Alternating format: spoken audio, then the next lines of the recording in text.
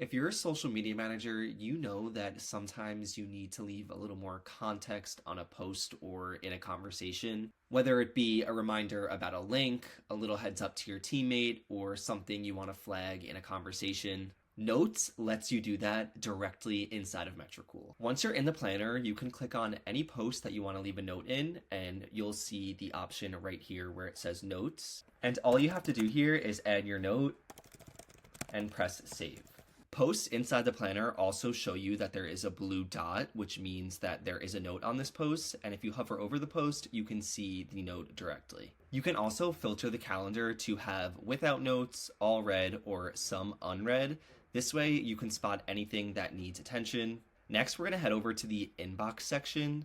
In the inbox, select any conversation that you need to leave a note on, and up in the right-hand corner, you can see the icon where it lets you leave notes. And the good thing about this is every note stays attached to this user, so if you work within a team, your team member can see the notes that you left so they can pick back up on the conversation. And that is all you need to know about notes inside of Metricool's inbox and Metricool's planning section.